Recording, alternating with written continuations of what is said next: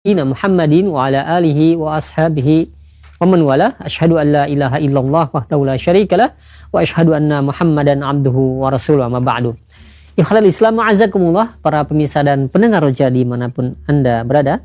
Beberapa saat lagi kami akan hadirkan ke ruang dengar Anda dan ke layar kaca Anda kajian yang kami pancarluaskan dari Masjid Al-Barkah, Jalan Pahlawan, Kampung Tengah Cilengsi atau Komplek Radio Roja, yang mudah-mudahan kita bisa mengambil faedahnya. Dan kami mengucapkan selamat menyimak, semoga bermanfaat. Roja TV, saluran pemahaman Quran dan kajian Islam. Para pemirsa Roja TV.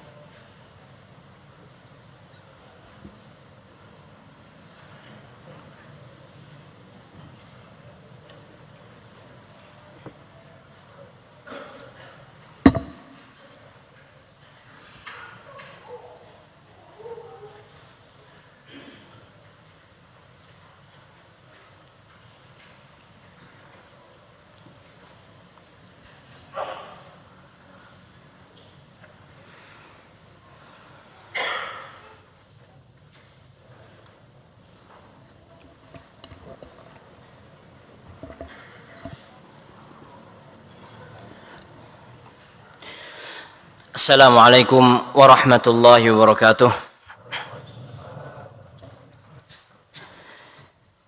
Innal hamdalillah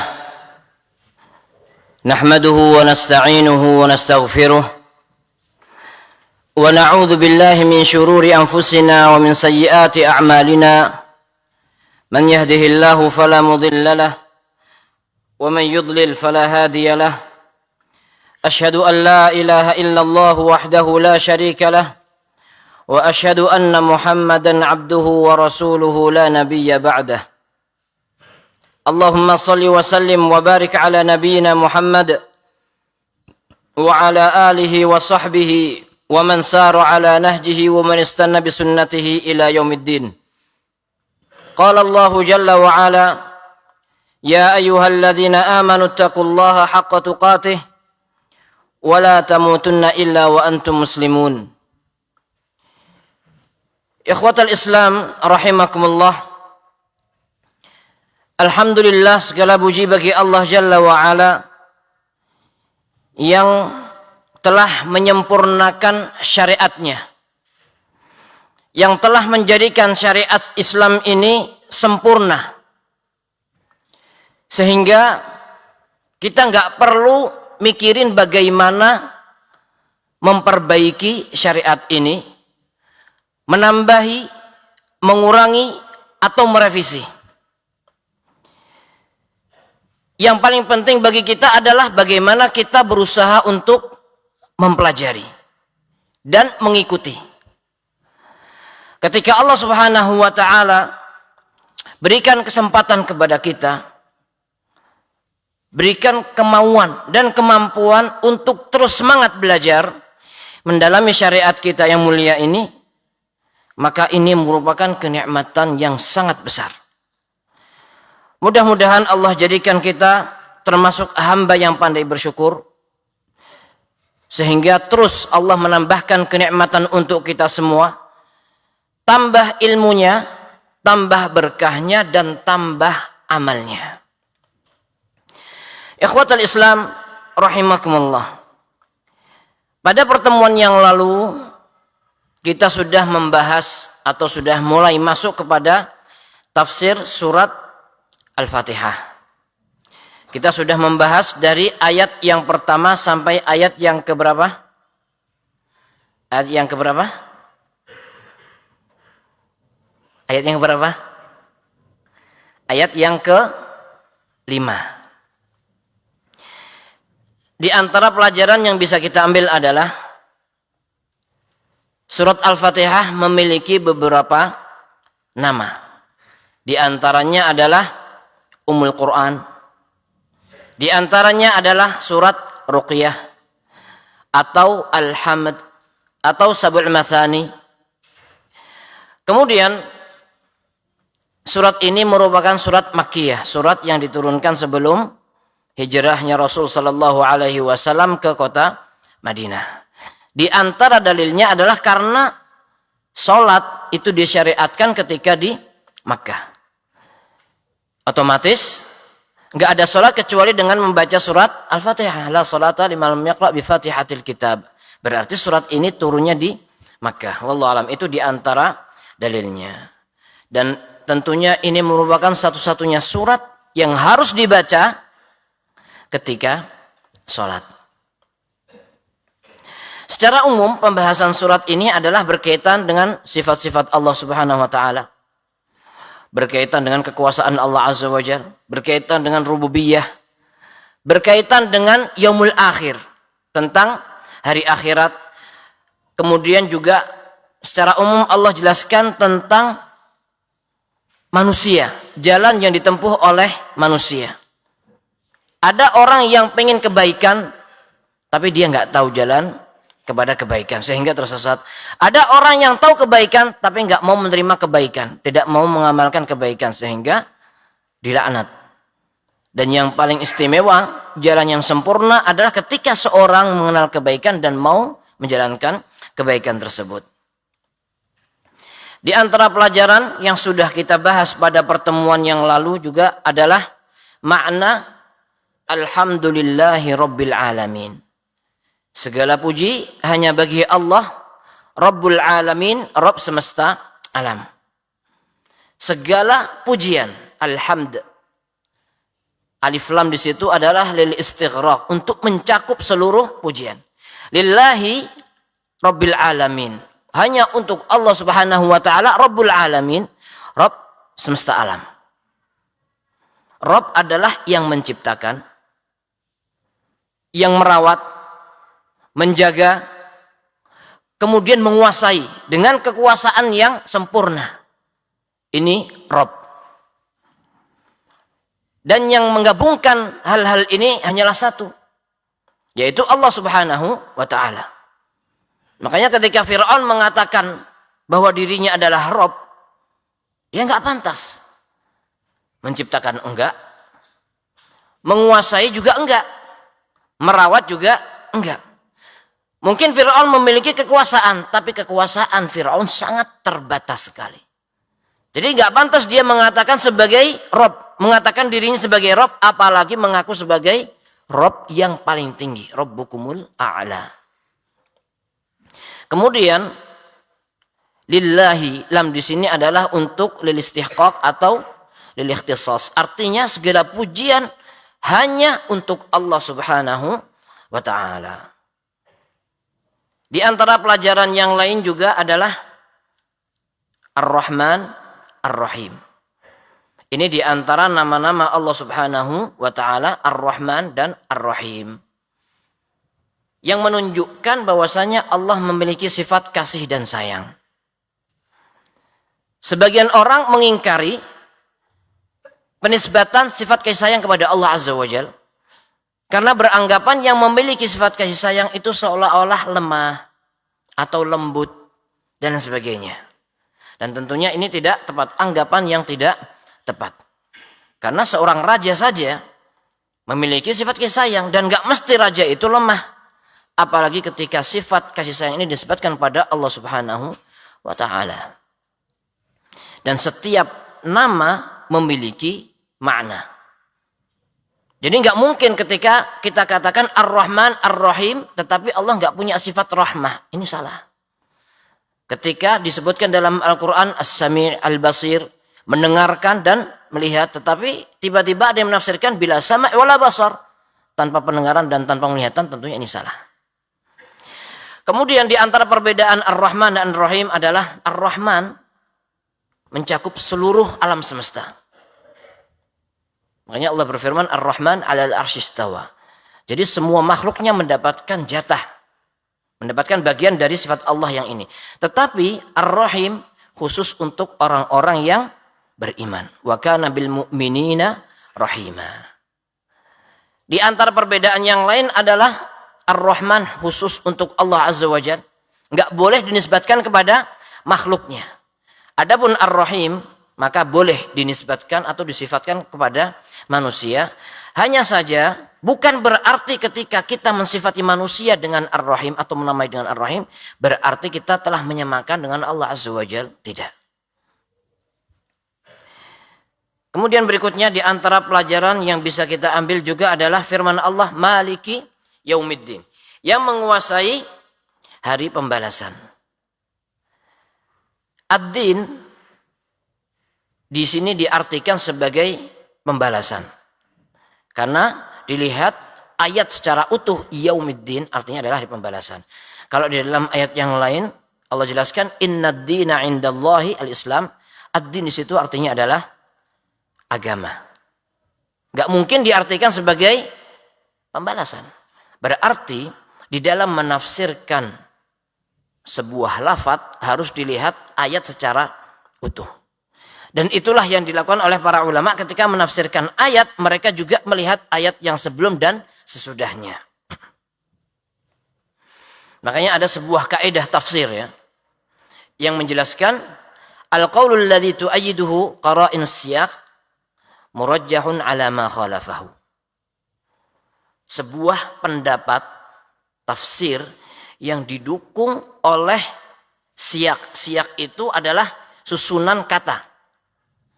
Maka itu lebih kuat dan rajih dibandingkan dengan pendapat atau tafsir yang lainnya. Jadi ketika ada khilaf antara ulama dalam menafsirkan sebuah ayat, maka di antara murajjih, sesuatu yang bisa dijadikan sebagai tarjih untuk merajihkan adalah susunan kata.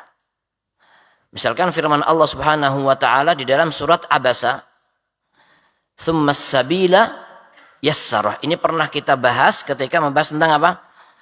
Usul tafsir. "Tsummas sabila yassarah" sebagian ulama menafsirkan maksudnya adalah Allah berikan kemudahan dalam kehidupan. "Inna hadainahus sabila imma syakiran wa imma kafura." Al-Imam Ibnu Jarir At-Tabari rahimahullah merajihkan pendapat yang menafsirkan bahwasanya tsummas sabila yassarah artinya adalah ketika Allah Subhanahu wa taala memudahkan jalan keluar bayi dari perut ibunya. Kenapa? Karena Imam Ibnu Jarir rahimahullah melihat ayat sebelumnya dan ayat sesudahnya. Ayat sebelumnya apa? Min ayyi syai'in khalaqah. Tercipta dari apa? Mereka, maksudnya manusia. Allah Subhanahu wa taala menciptakan manusia dari apa? Min nutfatin khalaqahu faqaddarah. Dari setetes air mani. Kemudian Allah Subhanahu wa taala tentukan. Tsummas sabila yassarah. Ayat selanjutnya tsumma amatahu fa akbarah. Jadi sebelumnya berbicara tentang penciptaan manusia, sesudahnya berbicara tentang kesudahan manusia di dalam kehidupan dunia ini yang ditutup dengan apa? Kematian kemudian dikubur. Berarti tsummas sabila yassarah artinya adalah jalan keluar seorang manusia dari perut ibunya. Nah, pendapat yang seperti ini menjadi pendapat yang kuat. Kenapa? Didukung oleh susunan ayat. Dan yang dilakukan oleh mufassirin, ahli tafsir adalah ketika menafsirkan sebuah ayat, melihat ayat sebelum dan sesudahnya, atau bahkan melihat ayat dalam Al-Quran semuanya. dan melihat hadis-hadis Rasulullah Sallallahu Alaihi Wasallam sehingga tidak ada yang namanya kontradiksi. Di antara pelajaran yang bisa kita ambil pada pertemuan yang lalu juga adalah dari ayat ini kita sebagai orang yang beriman kepada Allah dan yaumul akhir, kita berusaha untuk mengontrol diri ini. Keimanan seseorang itulah yang akan mengontrol aktivitas seseorang. Ketika seorang punya keimanan yang kuat terhadap yaumul akhir, maka dia akan menjalani kehidupan dunia ini berhati-hati. Tapi kalau imannya lemah, maka dia nggak berhati-hati. Apalagi ketika seorang nggak beriman, maka dia tidak mempersiapkan sama sekali. Dan ketika nanti meninggal dunia, cukup dengan meninggal dunia, maka dia akan mengetahui hakikat kehidupannya sebenarnya, akan mengetahui akibat kekufuran mereka terhadap yaumil akhir. Dan disitulah seorang akan menyesal, dan pada saat itu tidak ada artinya penyesalan sama sekali. Na'udzubillah min dzalik. Di antara pelajaran yang bisa kita ambil juga dari pelajaran yang lalu adalah di antara sebab kezaliman seseorang adalah ketika seorang tidak beriman terhadap yaumil akhir. Makanya di dalam syariat ini sering dikaitkan antara aktivitas seseorang, amalan seseorang dengan yaumil akhir. Man kana yu'minu billahi wal yaumil akhir fala yu'dhi jarahu falyukrim dhaifahu. Maka hormati tamunya, hormati tetangganya, jangan mengganggu tetangganya. Kemudian orang yang curang dikaitkan dengan keimanan terhadap yaumil akhir. Ala yadhunnu ulaika annahum mab'utsun. Tidakkah mereka meyakini atau menyangka bahwasanya suatu saat nanti mereka akan dibangkitkan oleh Allah Jalla wa Ala. Di antara pelajaran yang bisa kita ambil juga adalah ketika Allah Subhanahu wa taala berfirman Maliki Yaumiddin, yang merajai, yang menguasai. Kekuasaan yang dinisbatkan kepada Allah Jalla wa Ala merupakan kekuasaan yang sempurna. Kepemilikan, kerajaan, semuanya ketika dinisbatkan kepada Allah Azza wa Jalla, maka itu merupakan sebuah kesempurnaan. Berbeda ketika dinisbatkan kepada seorang. Seseorang memiliki sesuatu, tetapi kepemilikan yang disebutkan kepada manusia itu sangat terbatas. Ketika Allah Subhanahu wa taala berkehendak untuk mengambil sesuatu tersebut, maka manusia tidak bisa mengucapkan kecuali innalillahi wa inna ilaihi raji'un. Nah, di sini dijelaskan Maliki Yaumiddin, yang menguasai, merajai hari pembalasan. Dan kekuasaan di situ adalah mutlak. Allah yang paling berkuasa di hari itu dan hari-hari yang lainnya tentunya. Taib. Selanjutnya ayat yang kelima. Iyyaka na'budu wa iyyaka nasta'in. Hanya kepadamu-lah ya Allah kami menyembah, dan hanya kepadamu ya Allah kami meminta pertolongan. Di sini dijelaskan bahwasanya kita hanya menyembah kepada Allah. Bukan menyembah Allah, tapi hanya kepada Allah. Jadi bukan hanya sekedar menyembah, tapi juga menafikan sesembahan-sesembahan yang lainnya. Dan ini sudah kita bahas bahwasanya ibadah itu ada 3. Ibadah lillahi ta'ala, dan ini satu-satunya yang diterima oleh Allah. Kemudian ibadah min dunillah, ibadah kepada selain Allah dan otomatis tertolak. Dan yang ketiga adalah ibadah ma'allah. Ibadah kepada Allah namun juga ibadah kepada selain Allah, ini hukumnya sama dengan yang kedua. Yang diterima oleh Allah hanya kepada Allah kita menyembah. Wa iyyaka nasta'in, dan hanya kepada Allah kita minta pertolongan, karena memang kita bisa mewujudkan penghambaan diri ini kepada Allah Azza wa Jalla atas pertolongan Allah Subhanahu wa ta'ala. Di antara pelajaran yang bisa kita ambil juga adalah ayat ini yang memisahkan antara kaum muslimin dengan orang-orang kufar Quraisy saat itu. Karena mereka, orang-orang Quraisy, tidak mengingkari perbuatan-perbuatan Allah Azza wa Jalla. Artinya mereka beriman dengan perbuatan-perbuatan Allah. Tapi mereka belum bisa beriman dengan perbuatan mereka. Ketika mereka ditanya, wala in sa'altahum man khalaqas samawati wal arda la yaqulunna Allah. Ketika mereka ditanya siapa yang menciptakan langit dan bumi, mereka mengatakan Allah. Artinya mereka meyakini bahwasanya perbuatan-perbuatan Allah, menciptakan, merawat, menjaga, memberi rezeki dan sebagainya, mereka tidak mengingkari.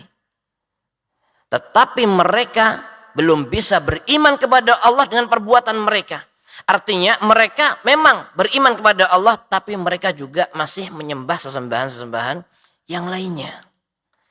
Nah, inilah yang menyebabkan timbulnya perselisihan, timbulnya peperangan adalah dalam urusan ini. Dalam masalah uluhiyah, dalam masalah penghambaan diri ini kepada Allah Subhanahu wa ta'ala. Kemudian ada sebuah hadis. Ini kita masuk pada pelajaran yang baru yang belum kita sebutkan pada pertemuan yang lalu. Berkaitan dengan ayat ini merupakan pertengahan surat Al-Fatihah. Karena dalam sebuah hadis yang sahih, hadis qudsi, Inna Allah Ta'ala yaqul, sesungguhnya Allah Subhanahu wa Ta'ala berfirman, qasamtus salata baini wa baina abdi nisfain. Aku membagi salat, maksudnya adalah surat Al-Fatihah. Ketika salat, menjadi dua bagian, baini wa baina abdi, antara aku dengan hambaku, nisfain, dua bagian. Jadi di antara nama surat Al-Fatihah adalah salat. Kenapa disebut salat? Surat kenapa? Karena salat seseorang itu enggak sah kalau tidak membaca surat Al-Fatihah. Nisfuha li wa nisfuha li abdi wa li abdi ma sa'al. Yang setengah adalah untukku, kata Allah Azza wa Jalla, wa nisfuha, dan setengah yang lainnya adalah untuk hambaku, untuk hamba Allah Subhanahu wa ta'ala, wa li abdi ma sa'al, dan bagi hambaku apa yang dia minta. Jadi surat Al-Fatihah terbagi menjadi dua, yang setengah untuk Allah Azza wa Jalla, yang setengah untuk para hambanya, wa li abdi ma sa'al, kata Allah Azza wa Jalla, dan bagi hambaku apa yang dia minta. Selanjutnya Allah berfirman, fa idza qala alhamdulillahi rabbil alamin qala Allahu hamadani abdi. Kalau seorang hamba membaca alhamdulillahi rabbil alamin, Allah menjawab, hamidani abdi, hambaku memujiku. Wa idza qala ar-rahmanir rahim, kalau hambaku membaca ar-rahmanir rahim, qala Allah athna alayya abdi, Allah menjawab athna alayya, artinya memujiku. Alayya abdi, hambaku memujiku. Bedanya hamadani abdi, kita sudah bahas pada pertemuan yang lalu. Alhamd, pujian yang disebutkan kepada Allah dengan kata-kata alhamd, maksudnya adalah pujian yang disertai dengan cinta dan penuh pengagungan. Adapun athna alayya abdi, maksudnya adalah ketika pujian itu terulang, terus menerus. Kemudian wa idza qala maliki yaumiddin, yang menguasai hari pembalasan, qala Allah Azza wa Jalla majjadani abdi, hambaku memuliakanku. Maksudnya syaraf, kemuliaan atau tinggi. Kemudian selanjutnya, wa idza qala iyyaka na'budu wa iyyaka nasta'in. Ini ayat yang kita bahas. Ketika seorang hamba membaca iyyaka na'budu wa iyyaka nasta'in, Allah berfirman, hadza baini wa baina abdi. Hadza baini wa baina abdi, baini wa baina abdi nisfain wa li abdi ma sa'al. Ayat ini terbagi menjadi dua.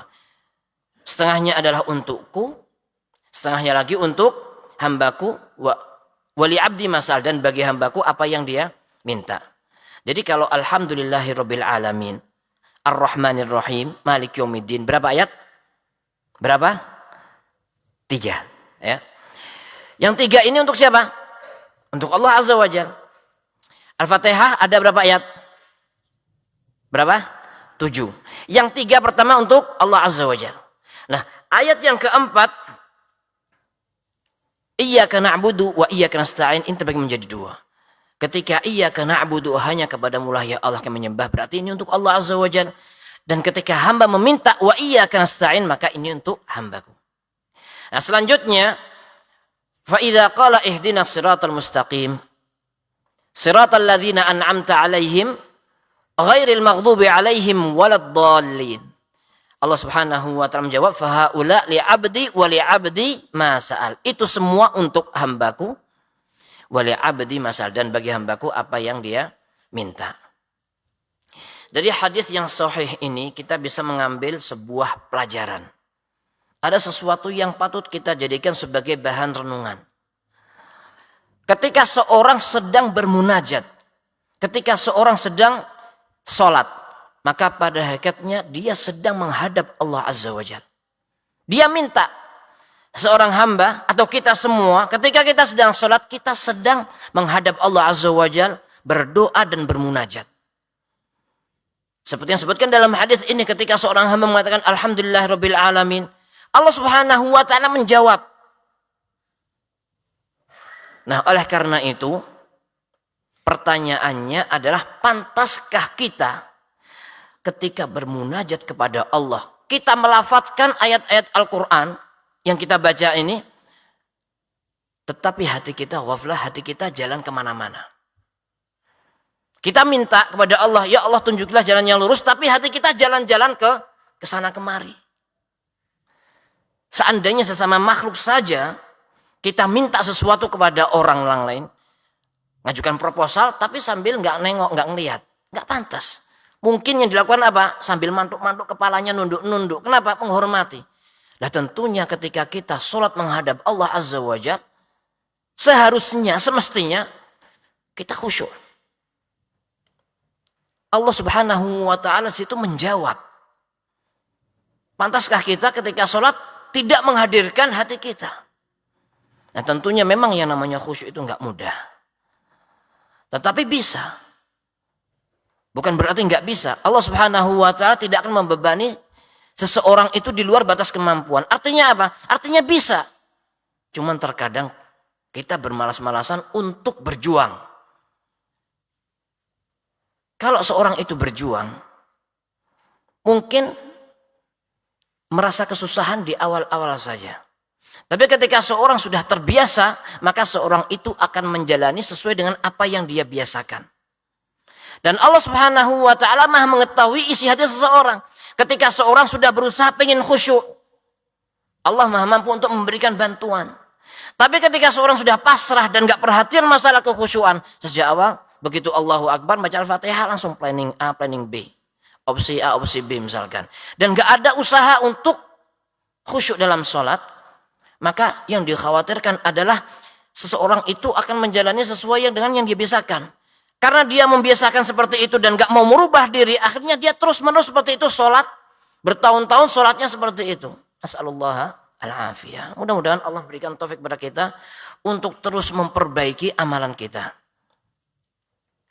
Kemudian yang berikutnya. Di antara yang perlu kita perhatikan adalah salafus saleh. Memberikan contoh kepada kita. Mereka memperbanyak zikir. Bahkan kadang-kadang mereka berzikir di sela-sela aktivitas mereka. Sebaliknya terkadang kita ingat aktivitas di waktu seharusnya seorang berzikir. Nah kemudian juga ketika kita menyadari bahwasanya ketika seorang hamba sedang sholat berarti dia sedang bermunajat. Allah Subhanahu wa taala menjawab. Maka kita berusaha untuk khusyuk. Dan di antara cara mentadabburi Al-Quran Al-Karim adalah ketika membaca itu pelan-pelan. Bukan berarti nggak boleh cepat. Cepat juga boleh. Tapi kita berusaha untuk apa? Tetap tadabbur. Tetapi kalau cepatnya luar biasa, wallahu alam, apakah bisa tadabbur atau tidak? Bahkan lafadznya kadang-kadang nggak kedengeran. Tiba-tiba dolin. Wallahu alam, apakah yang seperti ini bisa tadabbur atau tidak? Tapi secara zahir susah untuk tadabbur seperti itu. Terutama ketika dibaca saat sholat. Nas'alullah al-afiyah. Sebenarnya sholat itu kan nggak lama. Sholat wajib yang paling panjang subuh misalkan atau sholat 4 rakaat membaca surat Al-Fatihah nggak sampai 15 menit paling. Kita dituntut untuk apa? Sabar, berusaha untuk khusyuk. Nggak lama.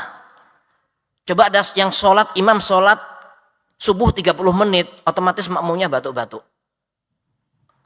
Seperti orang khutbah, kalau kelamaan itu sudah pada berdehem, batuk-batuk. Sudah dikasih batuk kok masih nggak turun-turun, lama-lama mungkin ada yang ngangkat tangan mungkin untuk menurunkan khotibnya.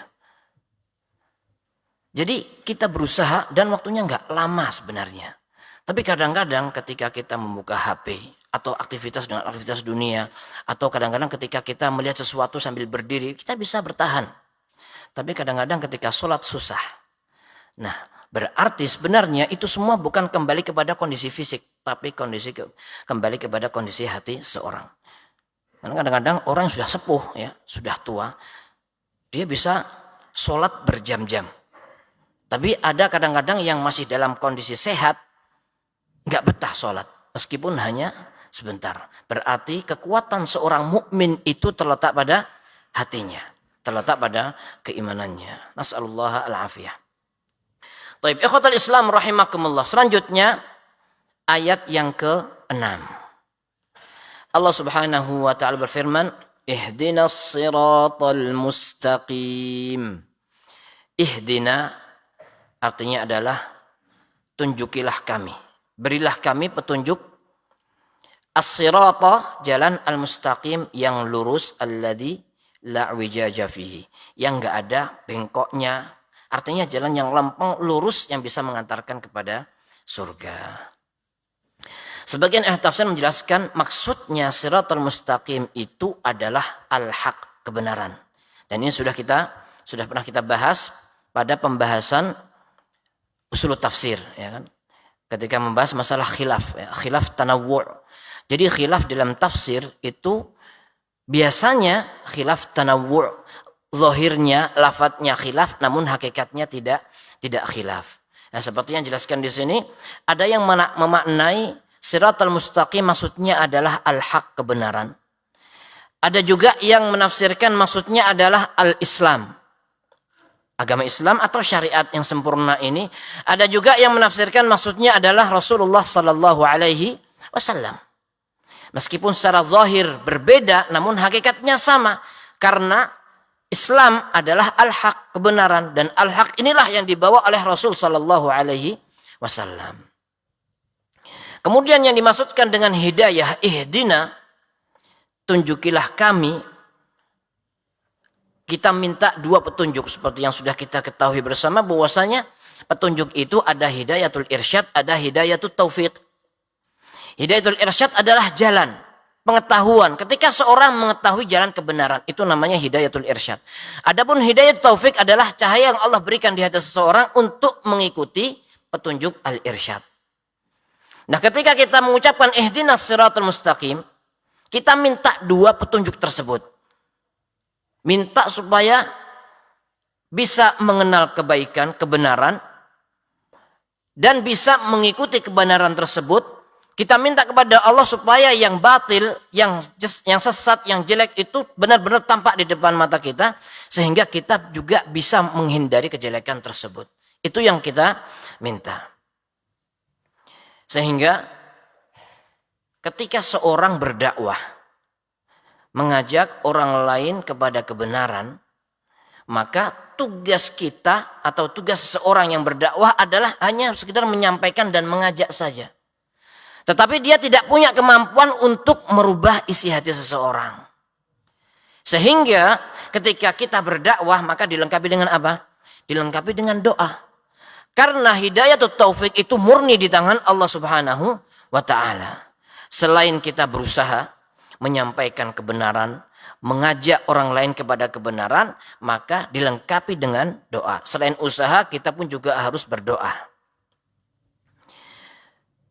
Karena tidak setiap orang yang mengetahui kebenaran itu mau mengikuti kebenaran tersebut. Contohnya siapa? Contohnya banyak sekali. Di antaranya adalah ahlul kitab. Ahlul kitab, al-Yahud wan Nasara, zaman dulu mereka punya ilmu.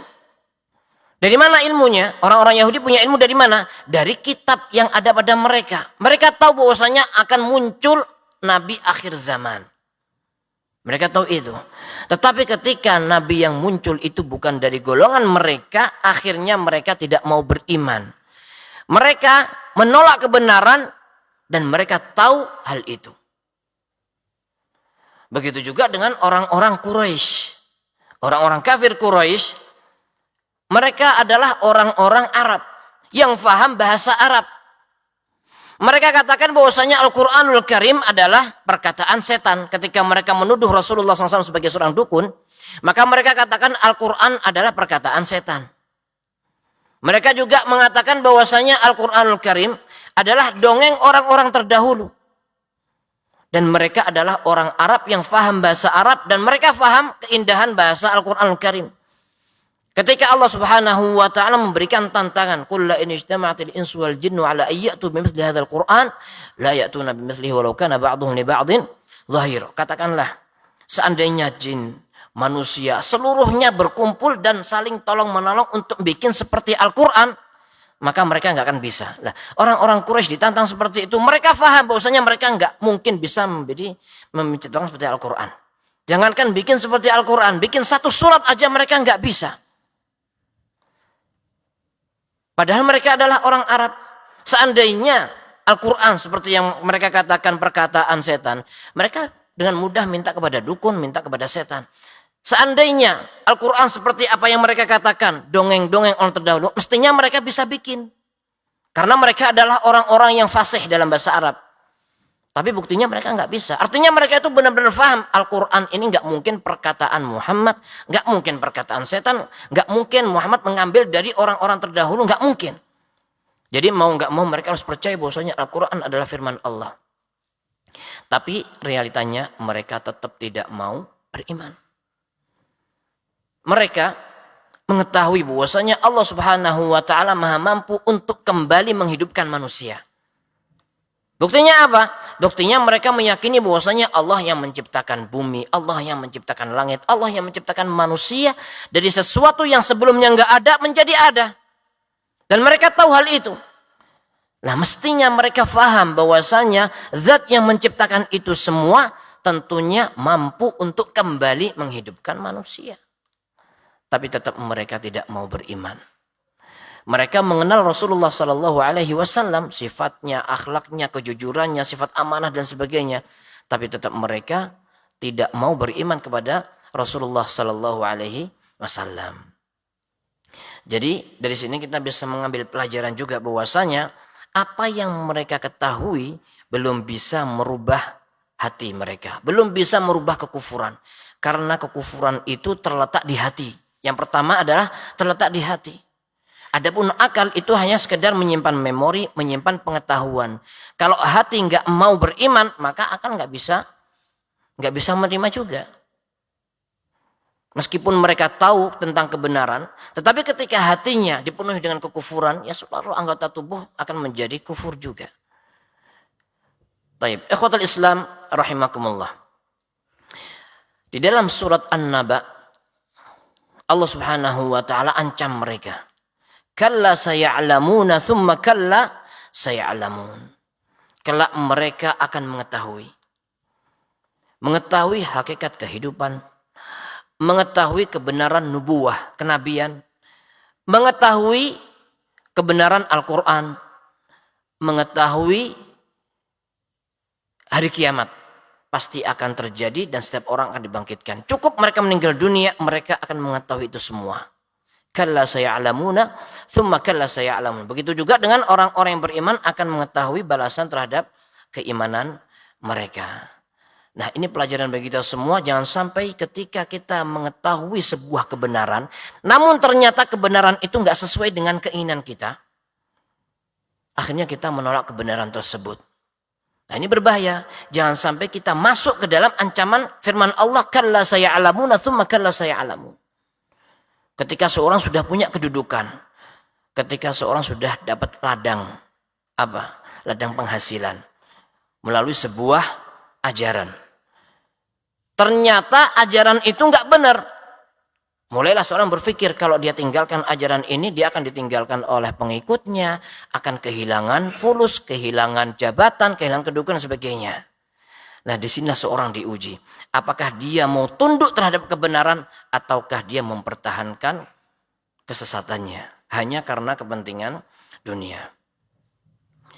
Di antara doa yang diajarkan kepada kita adalah Allahumma arinal haqqa haqqa warzuqna ittiba'ah. Ya Allah, tunjukilah kepada kami sesuatu yang benar, yang hak itu benar-benar tampak hak di depan kita semua. Dan warzuqna ittiba'ah, dan berikan rezeki kepada kami untuk bisa mengikuti kebenaran tersebut. Wa arinal batila batila warzuqna ijtinabah, dan tampakkanlah sesuatu yang batil, yang jelek, yang sesat itu benar-benar kelihatan. Jadi enggak rancu. Kelihatan jelas itu adalah kejelekan, dan warzuqna, berikan kepada kita atau kepada kami ijtinabah, kemampuan untuk meninggalkan kejelekan tersebut.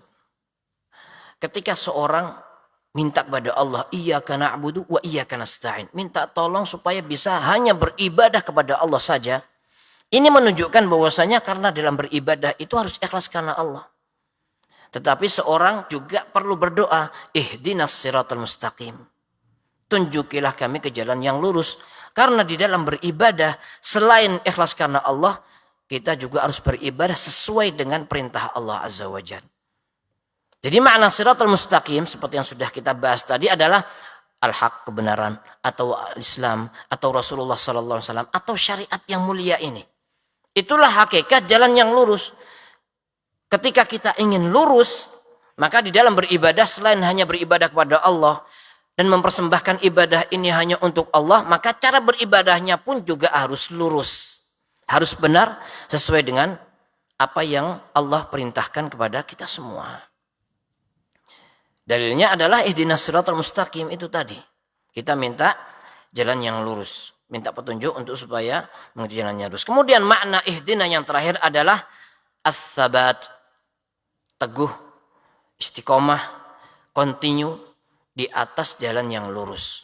Karena tidak setiap orang yang mengetahui kebenaran itu mau mengikuti kebenaran, dan tidak setiap orang yang mengikuti kebenaran itu bisa terus berada di atas kebenaran. Dan kita tahu bahwasanya amalan itu tergantung pada akhirnya. Rasulullah sallallahu alaihi wasallam bersabda, "Innamal a'malu bil khawatim." Sesungguhnya amalan itu tergantung pada akhirnya.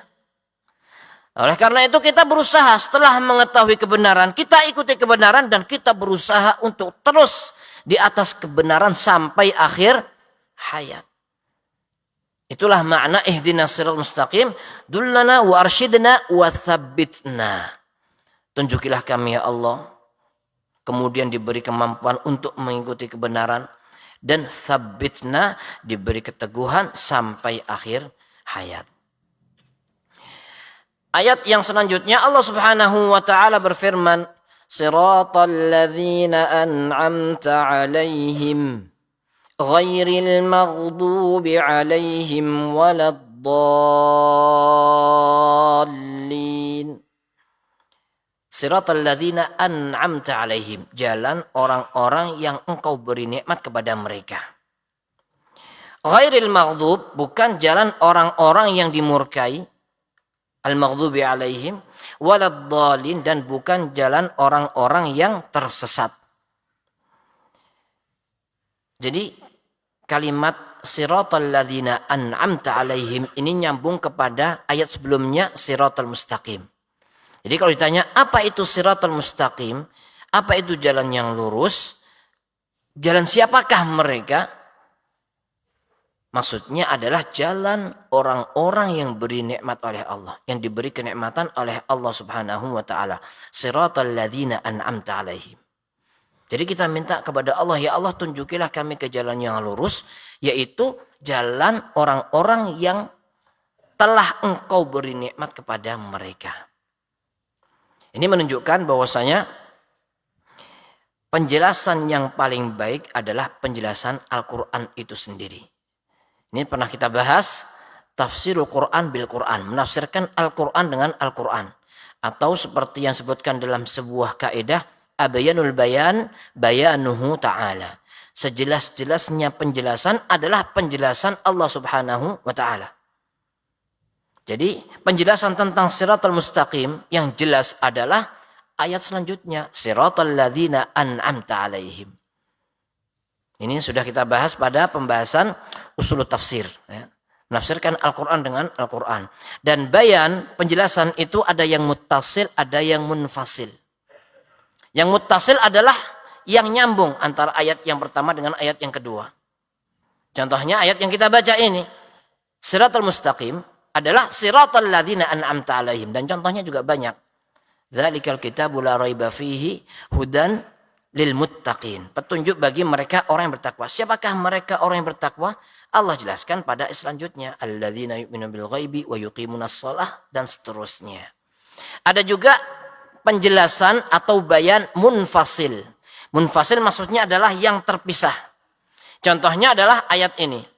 Siratal ladzina an'amta alaihim. Jalan orang-orang yang engkau beri nikmat. Jalan siapa itu? Allah jelaskan dalam surat An-Nisa ayat ke-69. Allah Subhanahu wa taala berfirman, "Wa man yuti'illaha war-rasul fa ulaika ma'al ladzina an'ama Allahu 'alaihim."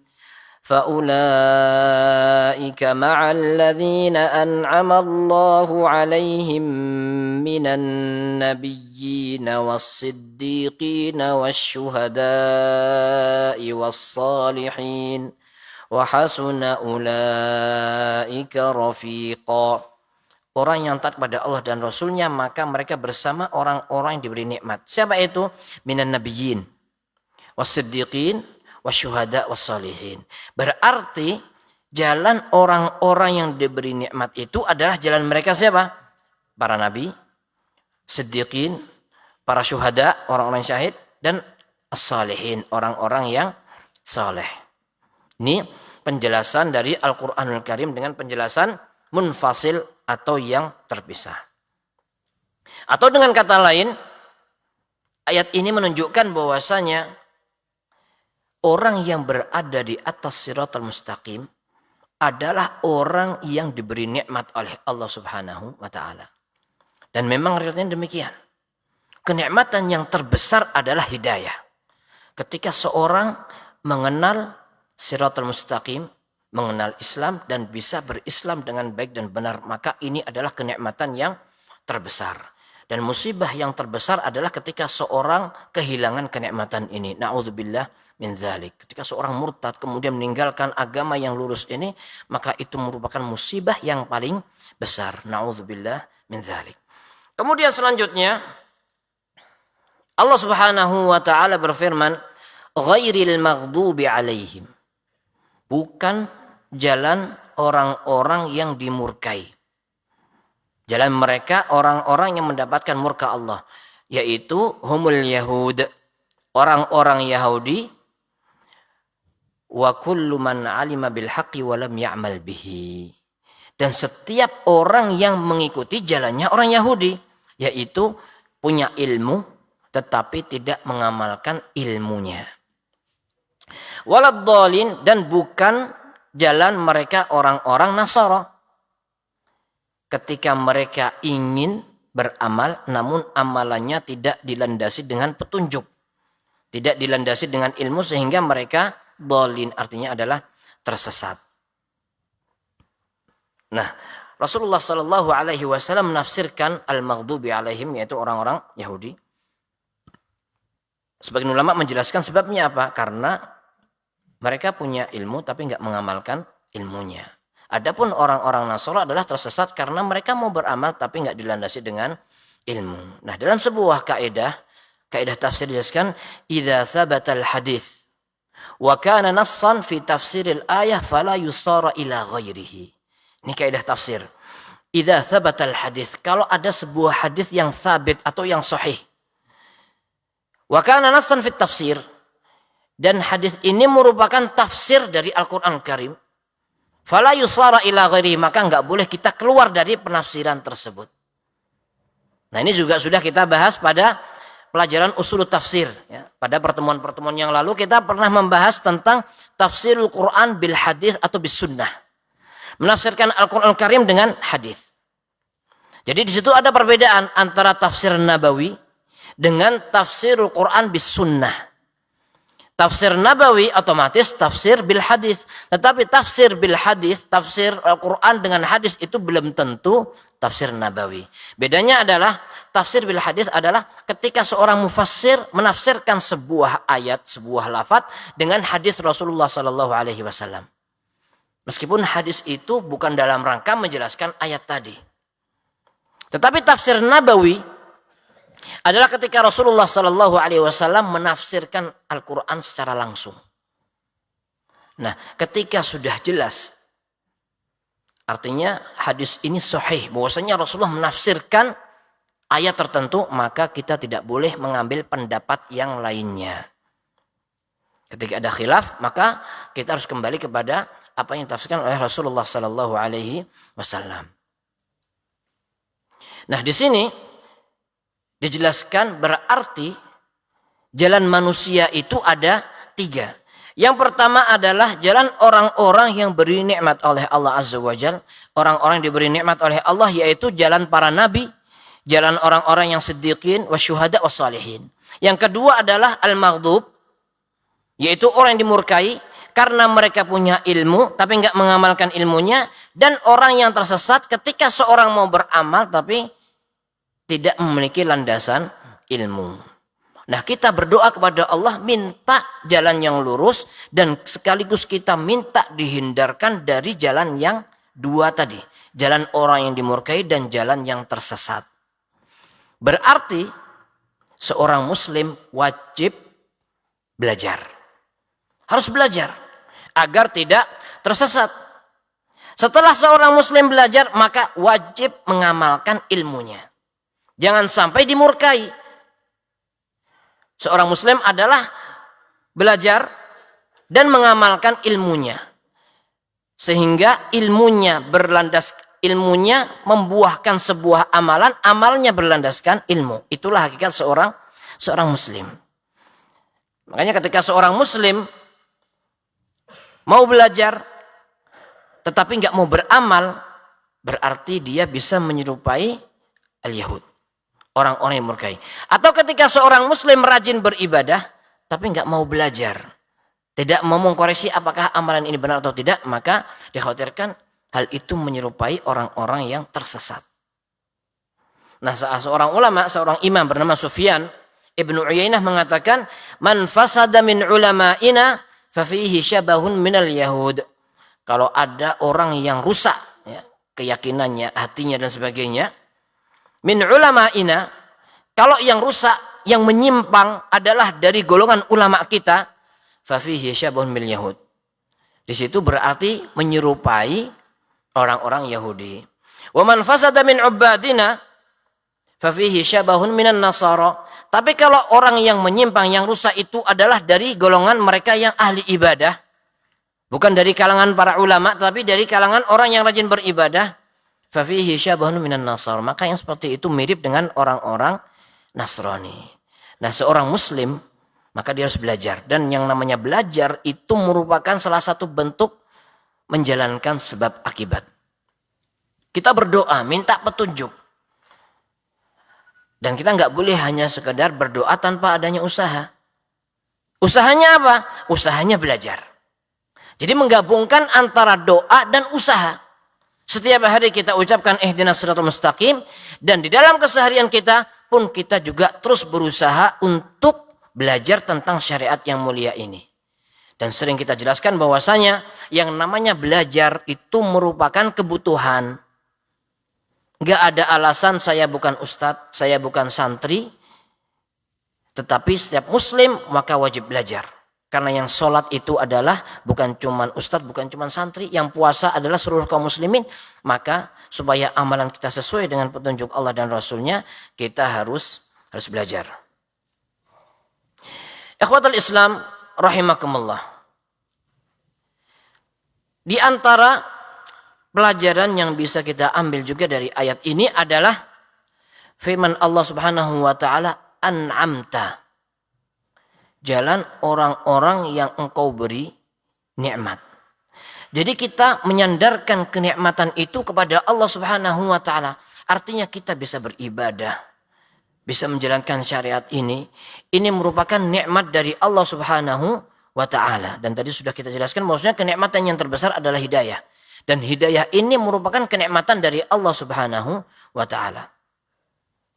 Jangan sampai membuat kita sombong. Karena merasa kita sudah baik, merasa kita sudah beraktivitas atau beribadah. Karena hakikatnya semua itu tidak lepas dari taufik dan izin dari Allah Subhanahu wa taala. Tapi ikhwatul Islam rahimakumullah, ini sudah azan. Kita azan dulu dan insyaallah kita akan lanjutkan setelah azan.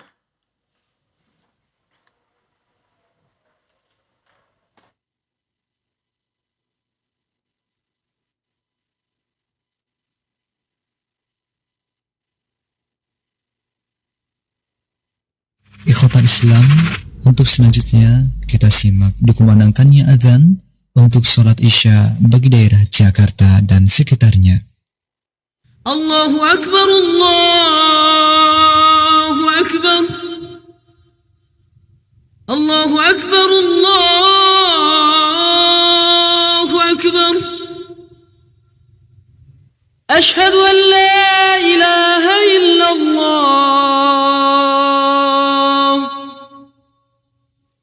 أشهد أن لا إله إلا الله. أشهد أن محمدا رسول الله. أشهد أن محمدا رسول الله.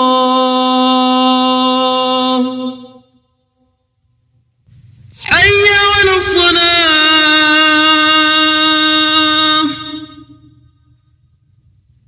حي على الصلاة.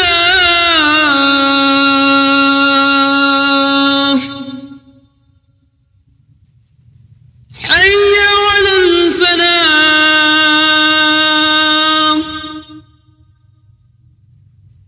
حي على الفلاح.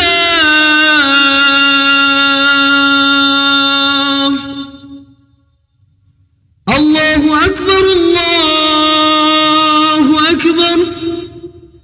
لا إله إلا الله. اللهم صل على محمد وعلى آل محمد كما صليت على آل إبراهيم إنك حميد مجيد. اللهم بارك على محمد وعلى آل محمد كما باركت على آل إبراهيم إنك حميد مجيد. اللهم رب هذه الدعوة التامة والصلاة القائمة آت محمدا الوسيلة والفضيلة وابعثه مقاما محمودا الذي وعدته.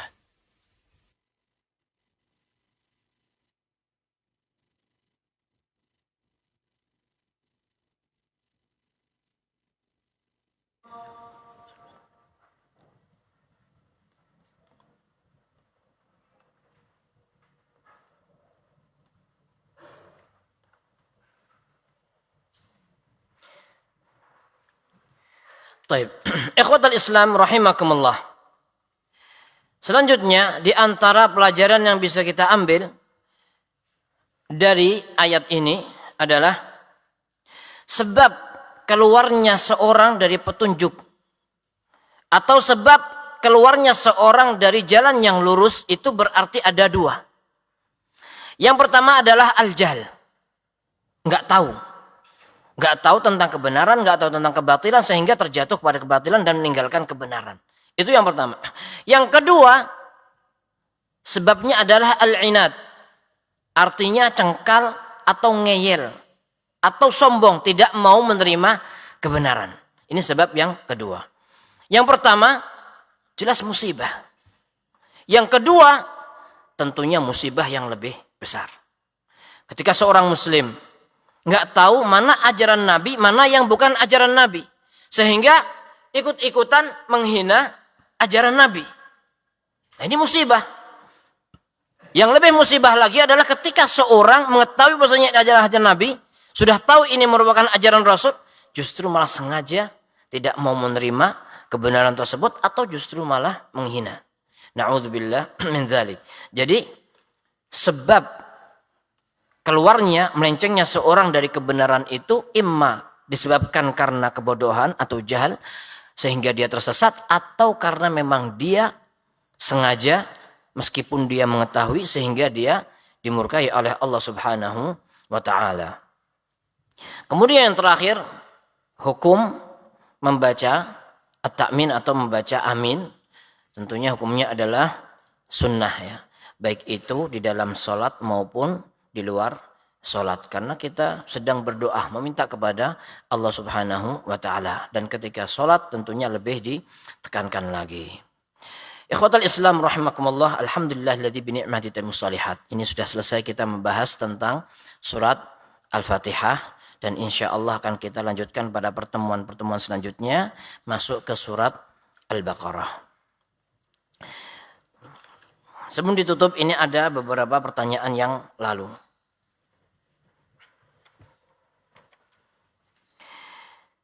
Yang pertama, Assalamualaikum warahmatullahi wabarakatuh. Afwan Ustaz, apakah diperbolehkan dalam menulis sebuah surat atau chat di WA selalu diawali dengan kata bismillah sebelum salam? Syukran jazakallahu khair. Contohnya bismillah, assalamualaikum warahmatullahi wabarakatuh. Iya, boleh. Ini seperti yang sudah kita bahas pada pertemuan yang lalu. Sebelum membaca Al-Fatihah kita membaca apa? Basmalah. Begitu juga dengan Rasulullah sallallahu alaihi wasallam ketika menulis surat diawali dengan basmalah. Begitu juga dengan para ulama sebelum menulis buku-buku mereka diawali dengan bismillah. Dan Al-Quran ini pun juga diawali dengan apa? Dengan bismillah. Jadi enggak apa-apa. Wallahu a'lam. Yang berikutnya, Assalamualaikum.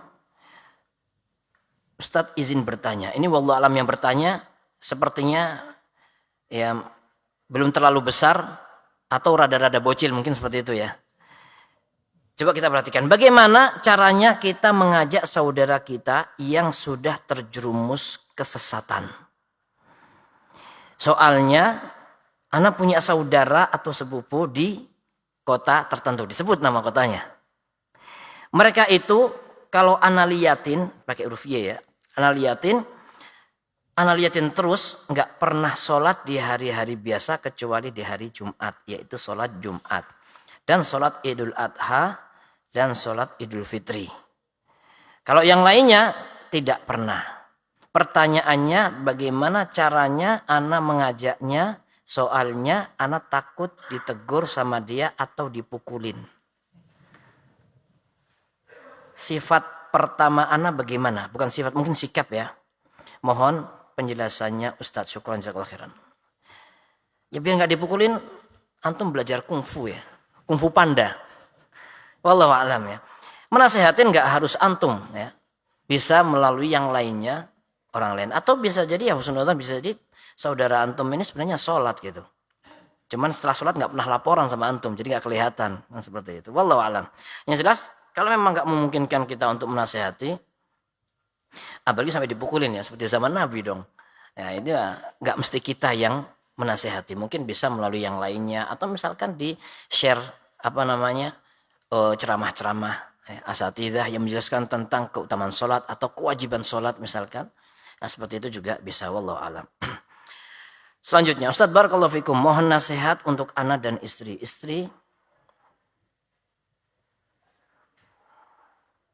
Sebentar. Sepertinya istri kesulitan sholat subuh jam 4, selalu subuh jam 5 karena kecapean, tidur jam 10 dan kadang anak rewel tengah malam.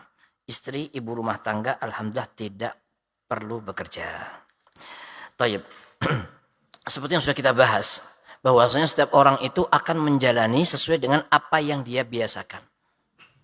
Nah, urusan tidur itu juga sama sesuai dengan apa yang dia biasakan. Kalau bangun jam 5 dan seperti itu terus, maka yang akan berubah. Sehari-hari pun akan bangun jam 5. Jadi wallahu alam bagaimana solusinya? Ya solusinya berubah, berusaha untuk dirubah. Nah sekarang memang kadang-kadang anak itu rewel ya. Kemudian juga kadang-kadang tidurnya jam 10. Nah kita berusaha untuk mengatur kebiasaan anak. Jangan kita yang mengikuti kebiasaan anak. Dan insya Allah bisa dibiasakan. Anak pun juga demikian. Kalau rewel ya namanya anak. Ya. Kalau sudah gede rewel ya itu lain cerita. Namanya anak memang rewel seperti itu. Dan alhamdulillah kalau ini nggak kerja. Berarti ada kesempatan untuk banyak istirahat ya. Wallahu alam. Ya memang kondisi ibu rumah tangga memang seperti itu. Ketika berhadapan dengan anak memang kadang-kadang benar-benar disibukkan. Nah, kemudian berikutnya adalah banyak berzikir. sebelum tidur zikir. Misalkan anak diajak berzikir juga misalkan. Nah ini manfaatnya besar karena zikir itu bisa memberikan kekuatan fisik. Makanya Ali bin Abi Thalib radhiyallahu anhu dan Fatimah radhiyallahu anha ketika minta pembantu kepada Rasulullah SAW justru diberikan sesuatu yang lebih istimewa daripada pembantu. Apa itu? Subhanallah 33 kali sebelum tidur, Alhamdulillah dan Allahu Akbar. Mungkin kalau kita berpikir seolah-olah ini nggak nyambung. Tapi pada hakikatnya zikir itu benar-benar akan memberikan kekuatan kepada seseorang. Ada pengaruhnya. Sebagian ulama kalau nggak zikir lemas. Syekhul Islam Ibnu Taimiyah rahimahullah kalau nggak zikir lemas.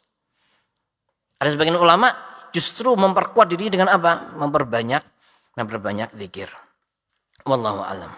Atau kalau mau ya pindah di daerah seperti misalkan di Saudi itu kalau sudah musim dingin subuhnya jam 6. Nah ini kan bangun jam 5, pindah aja di Saudi. Masih ada 1 jam ya.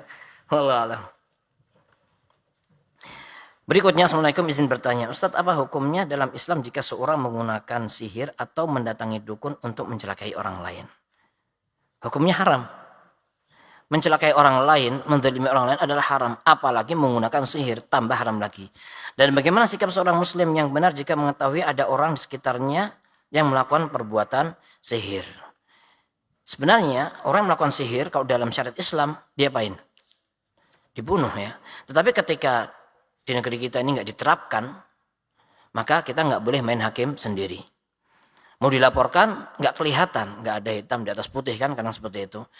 Ya wallahu alam. Wallahu alam. Kalau bisa diselesaikan dengan cara baik, selesaikan dengan cara yang baik. Kemudian kita juga berusaha untuk melindungi diri kita dari apa? Dari gangguan sihir tersebut, diantaranya dengan cara banyak berzikir pada Allah Subhanahu wa taala. Wallahu alam. Ini yang bisa ana jawab.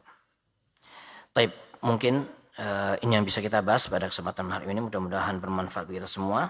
Kita tutup. Subhanakallahumma bihamdik asyhadu an la ilaha illa anta astaghfiruka wa atubu ilaik. Assalamualaikum warahmatullahi wabarakatuh.